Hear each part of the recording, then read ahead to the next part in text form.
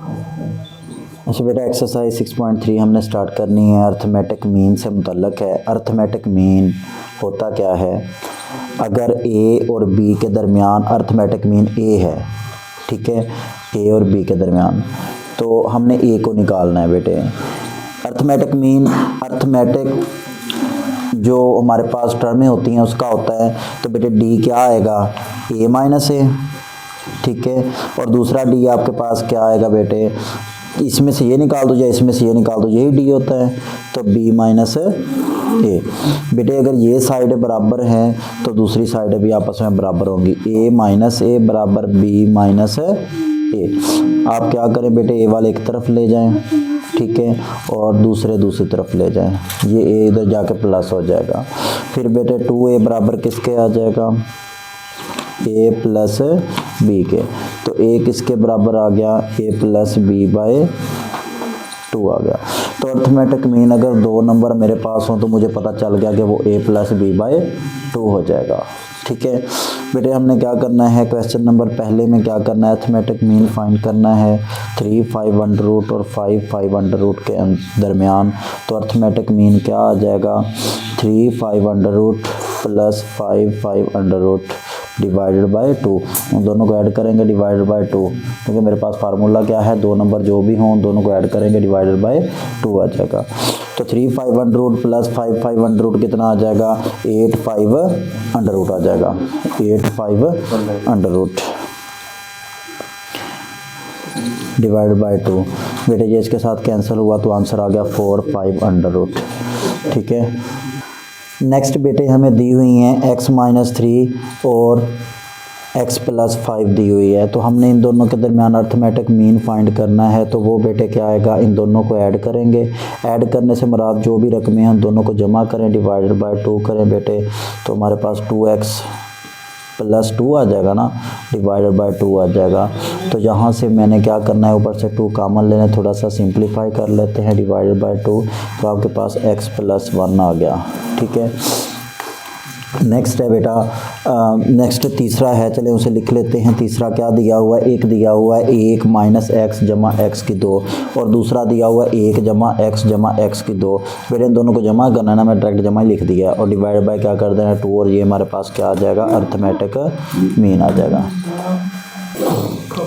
अच्छा बेटे ये इसके साथ कैंसिल हो गया, ये भी 2 आ गया, ये 2x स्क्वायर आ गया, 2 प्लस 2x का स्क्वायर डिवाइडेड बाय 2। बेटे ऊपर से 2 कॉमन ले लें तो 1 प्लस x का स्क्वायर आ जाएगा डिवाइडेड बाय 2, और ये कैंसिल हो गया और हमारे पास अर्थमेटिक मीन आपके पास आ गया 1 प्लस x का स्क्वायर।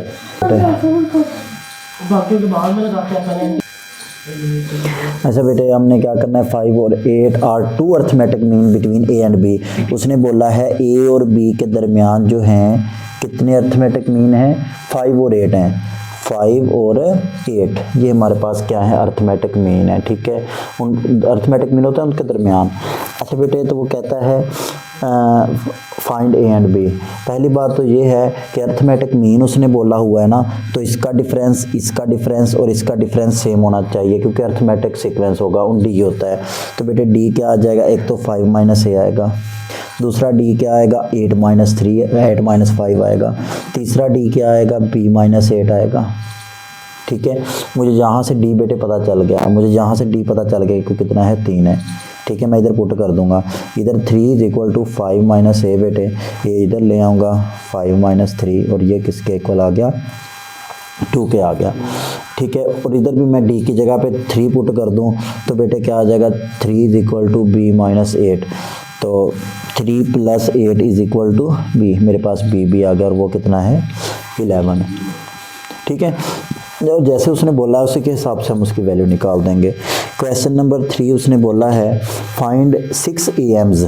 बेटे हमने क्या करना है, 2 और 5 के दरमियान 6 AM निकालने हैं। इधर 2 लिखें, दरमियान में लिखें 6 AM, A2 so on A6। कितने हैं? 6।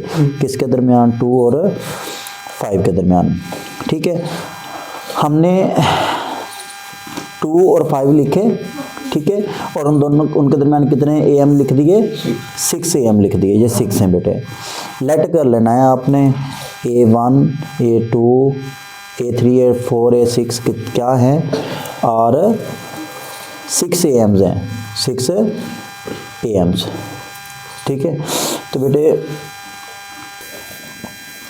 अच्छा बेटे मुझे जो जो मैं देख सकता हूँ, जो मेरे पास वैल्यूज़ हैं वो A तो मुझे पता है क्योंकि ये अर्थमेटिक मीन है ना, तो ये अर्थमेटिक सीक्वेंस है, तो A1 मेरे पास 2 है।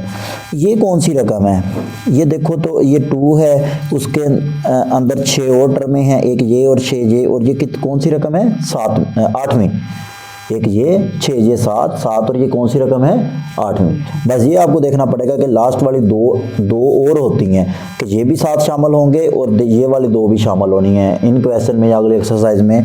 तो हमारे पास ये रकम जो लास्ट होती है ना, ये कौन सी है, A8 है, और वो कितनी है बेटे, 5। मुझे A8 पता है किसके इक्वल है, A1 प्लस 7D।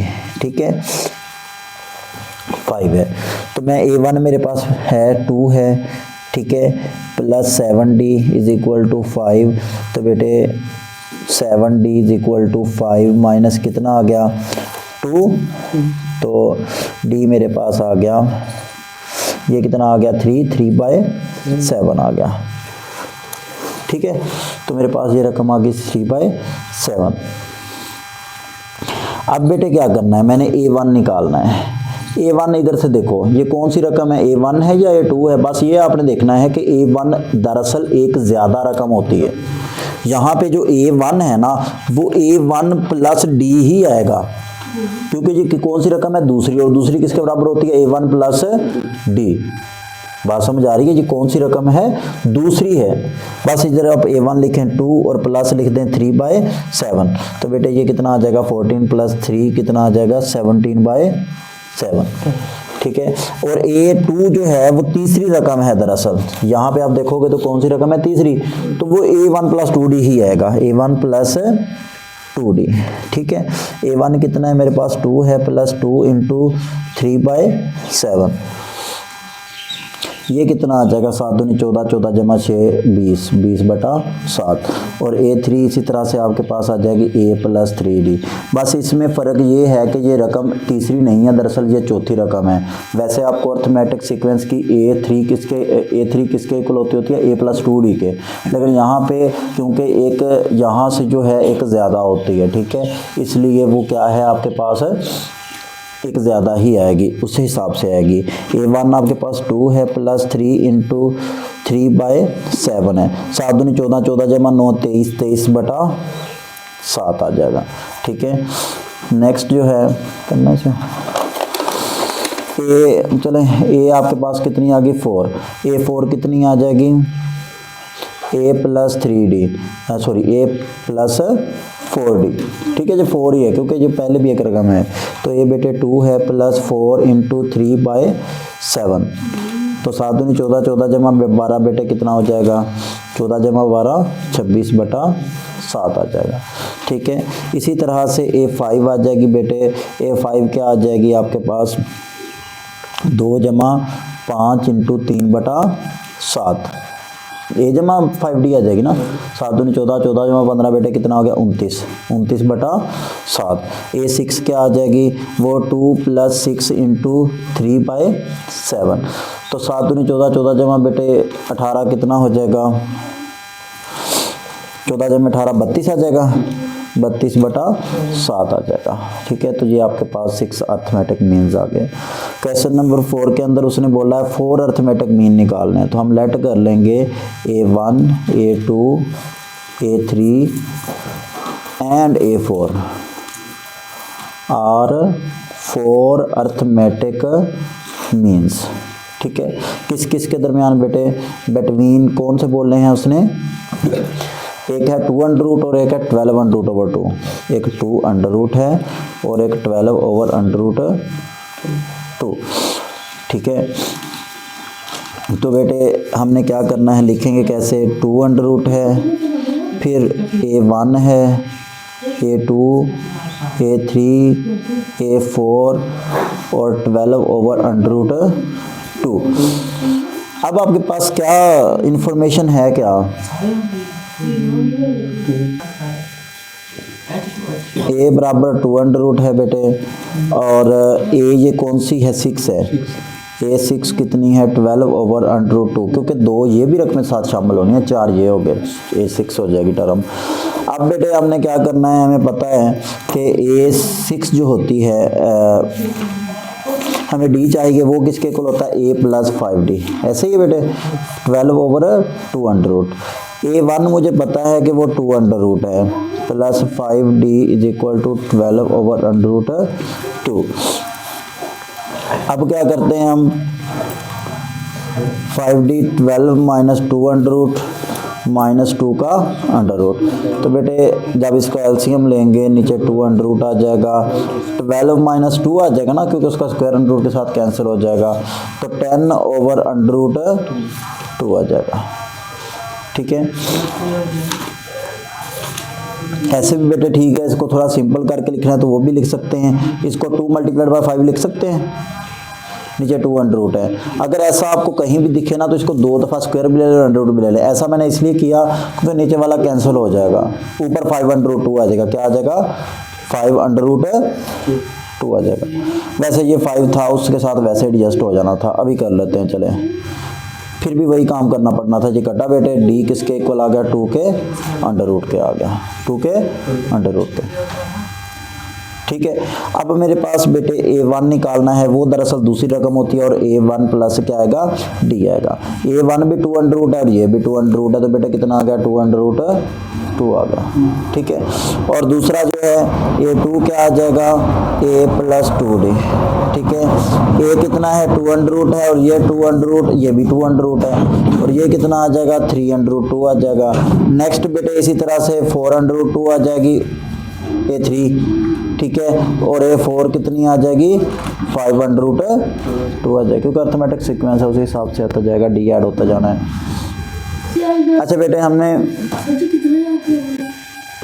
10 आपने 7 अर्थमेटिक मीन्स निकालने हैं बिटवीन 4 एंड 8, तो हम लेट कर लेंगे a1 a2 and so on a7 और कितने बेटे 7 अर्थमेटिक मीन्स हैं बिटवीन बेटे किस किस के हैं, 4 एंड 8 के हैं, 4 एंड 8। ठीक है, कौन सा क्वेश्चन है बेटे, क्वेश्चन नंबर 5। तो हम लिखेंगे क्या, पहले तो हम लिखेंगे बेटे 4, फिर 7 ये लिखेंगे, 8। ठीक है, तो आपके पास a बेटे 4 है और a 9, क्योंकि 2 रकमें ये भी साथ ऐड होनी है, 7 तो ये थे, वो आपके पास बेटे 8 है, तो a प्लस 8d। ठीक है, वो किसके इक्वल आ गया, 8 के आ गया। बेटे ये 4 है plus 8d is equal to 8 है, तो यहाँ से बेटे 8d is equal to 8 minus 4 आ जाएगा। ठीक है, तो 8d बराबर बेटे 4 आ जाएगा। ठीक है, और d बराबर 4/8 आ जाएगा, और वो आ जाएगा 1/2 आ जाएगा। अब मैंने बेटे a1 निकालना है, वो मुझे पता है कि a1 प्लस d होता है, तो a1 बेटे 4 था प्लस 1/2, तो 8 प्लस 1 कितना आ जाएगा 9/2। बेटे a2 इसी तरह से आ जाएगा a1 प्लस 2d बेटे, a1 4 है प्लस 2 इंटू 1/2 बेटे कितना आ जाएगा, या तो ऐसे ही लिखते जाएं कि 2 के साथ 2 काट के कर दें बेटे, या फिर ये करें कि 2 चौके 8 और 10। ये बेटे पहला आना है कितना आना है 9/2, दूसरा आना है 2 चौके 8 10/2। ठीक है, कितना आ रहा है, तीसरा कितना आना है बेटे, आपके पास a3 आ जाएगा a1 प्लस 3d बेटे, और वो आ जाएगा 4 प्लस 3 इंटू 1/2, तो ये बेटे 11/2 आ जाएगा। इसी तरह से a4 आपके पास बेटे 12/2 आ जाएगा, a5 आपके पास कितना आ जाएगा 13/2 आ जाएगा, a6 आपके पास 14/2 आ जाएगा बेटे, और a7 जो है वो 15/2 आ जाएगा। बस ये काम कर दीजिएगा, अगर करना है तो ये आपके पास बेटे कितना आ जाएगा 5 आ जाएगा, ये आपके पास 6 आ जाएगा, और ये आपके पास कितना आ जाएगा 7 आ जाएगा, जो कटता है बेटे, बाकी वैसे ही आ जाएगा। क्वेश्चन नंबर 8 बेटे स्टार्ट करते हैं। इसके अंदर उसने कहा है n फाइंड करना है कि मे अर्थमेटिक मीन है बिटवीन a एंड b। बेटे मुझे पता है कि अर्थमेटिक मीन आपके पास क्या है बेटे, वो दिया हुआ है आपके पास an plus bn over an minus 1 plus bn minus 1। बेटे जी अर्थमेटिक मीन दिया है किसके अंदर, बिटवीन a एंड b है। तो अर्थमेटिक मीन a और b के दरमियान क्या होता है, a प्लस b/2, बस उसकी कीमत लिख देनी है। बाद में बेटे इसको सॉल्व करके हमने a और b की वैल्यू निकालनी है। ये बड़े इजीली बेटे हो जाएगा अगर हम क्या करेंगे, इसको क्रॉस मल्टीप्लाई करते हैं। क्या करते हैं, क्रॉस मल्टीप्लाई। तो बेटे क्रॉस मल्टीप्लाई करेंगे, पहले a इसके साथ ज़रब होगा। बस यहाँ से ये करना है कि जब इकट्ठे होंगे तो ताकत इकट्ठी कर देनी है। आपने बेटे ये n-1 है, जब ज़रब होते हैं तो इसकी ताकत +1 है, ठीक है। जब ये इसके साथ हो रहा है तो अलग अलग है, तो अलग अलग लिख दें। जब वो इकट्ठे होंगे तो फिर इकट्ठा करना है आपने। अभी मैंने a को ज़रब दी इसके साथ और a को ज़रब दी इसके साथ दी तो ताकत इकट्ठी होगी, इसके साथ दी तो क्योंकि अलग अलग थे तो वैसे ही लिख दिया। सिमिलरली b को करें, b और अलग अलग हैं बेटे वैसे ही आ जाएगा। b a की पावर कितनी आ जाएगी, n-, ये बेटे इकट्ठे हैं तो क्या आ जाएगी, b की ताकत n-1 प्लस 1, ठीक है। और दूसरा ये जो है वो 2 इधर ज़रब हो जाएगा बेटे, क्या आ जाएगा 2a की पावर n प्लस 2b की पावर n।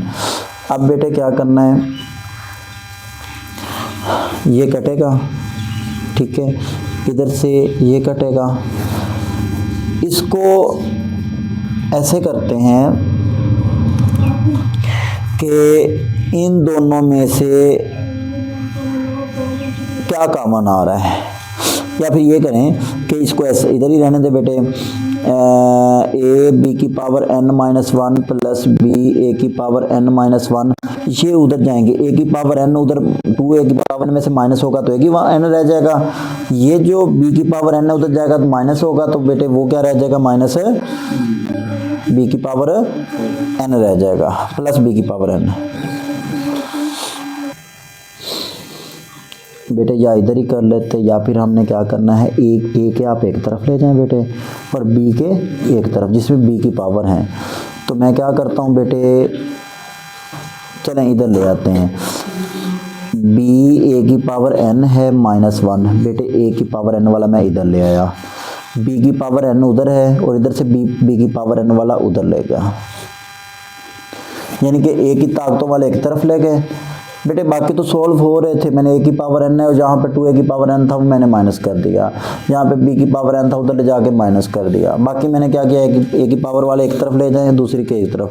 बेटे जब आप इधर कॉमन लेंगे a की पावर n, तो जब आप a की पावर n कॉमन लोगे ना, इधर तो बचेगा a, ठीक है, और इधर बचेगा a की पावर -1, a की पावर an कॉमन आ गया बेटे, -1 आ गया, ठीक है। इसी तरह से इधर बचेगा, जब b की पावर n कॉमन ले लेंगे इधर तो बचेगा 1 और इधर a बचेगा और b की पावर -1 बचेगा, क्योंकि b की पावर n मुश्तरक आ गया ये वाला और ये -1 है। बेटे जब इकट्ठे कर सकते हैं तो अलग अलग भी तो कर ही सकते हैं बेटे। b की पावर n -1 लग करके b की पावर n आपने कॉमन ले लिया, ठीक है। अब आपने बेटे ये करना है a की पावर n, ये जो है ना बस b ओवर a आ जाएगा क्योंकि वो a की पावर -1 थी, ठीक है। और इधर भी बेटे आपके पास क्या आ जाएगा, 1 - a ओवर b, जो पावर्स हैं माइनस की वो प्लस हो जाएंगी। a की पावर n बेटे क्या आ जाएगा, a एलसीएम आ गया, b - a आ गया, ठीक है। और इधर भी बेटे p की पावर n और इधर भी आप एलसीएम लिया बेटे तो b - a आ गया, तो ये इसके साथ क्या हो गया, कैंसिल हो गया। उधर जाके डिवाइड करके कर दे, ऐसे कर दें बेटे। ये जो है ना a की पावर n-1 आएगा और ये भी पावर b की पावर n-1 आएगा, ठीक है। अब आपने क्या समझना है, बस इधर 1 है, ठीक है। तो आपने क्या करना है, a ओवर b, चले मैं इकट्ठी पावर लिख देता हूँ, इज इक्वल टू किसके आ गया, 1 के, ठीक है। वो मल्टीप्लाई हो रहा था, इधर डिवाइड कर दिया। बेटे ऐसे करेंगे ना तो a ओवर b की पावर हम n-1 लिखेंगे। ये जो 1 है जिसकी मर्जी पावर आप लिख दें बेटे 0, आप साथ मेंशन कर दें कि जो है ना 1 किसके बराबर है, a ओवर b की पावर, जिसकी मर्जी हो वो 0 1 नहीं होता है। बेटे हमने n निकालना था, वो आ जाएगा इधर से, ये इधर से कटेगा, n-1 किसके इक्वल आ जाएगा 0 के, और n = 1 आ जाएगा। बेटे मैं रिपीट कर देता हूँ, आपके पास जो अर्थमेटिक मीन था वो ए और बी के दरमियान था। ए और बी को दोनों को, ये आपके पास अर्थमेटिक मीन होता है, इसको क्रॉस ज़रब देंगे। क्रॉस ज़रब देने के बाद बस मैंने ये करना है कि जब सेम मल्टीप्लाई होते हैं तो ताकतें आपने ऐड करनी है, जब अलग अलग मल्टीप्लाई हो रहे हैं तो वैसे ही आपने लिख देना है। जब आप ऐसे करेंगे बेटे तो आपके पास इधर से जो एन और बी एन उधर माइनस हो जाएगा। बाकी आपने क्या करना है, ए एन वाले एक तरफ कर लेने हैं, ए एन वाले आपने एक तरफ कर लिए, बी एन वाले एक तरफ कर लिए, जिनकी ताकतें हैं उनमें से आप कॉमन लेंगे बेटे, और इस तरह से एलसीएम लेके कैंसिल कर देंगे। और ये स्टेप जो है आप इधर क्या कर देंगे, मल्टीप्लाई 1 लिख के इधर क्या कर देंगे, डिवाइड कर देंगे। फिर ताकत जो है 1 है, मुझे जो इधर चाहिए उसी के हिसाब से मैं 0 लिख लेता हूँ, क्योंकि 0 तो मैं किसी को भी लिखूँ 1 के इक्वल आती है, मैं अपने क्वेश्चन के मुताबिक उसको सॉल्व को हल कर लेना है। क्वेश्चन नंबर 8 बेटे वो अर्थमेटिक मीन का सम है, तो सम जो है वो दूसरी एक्सरसाइज के साथ ही हम कर लेंगे, वो लास्ट क्वेश्चन जो है अगली एक्सरसाइज के साथ होगा। ठीक है।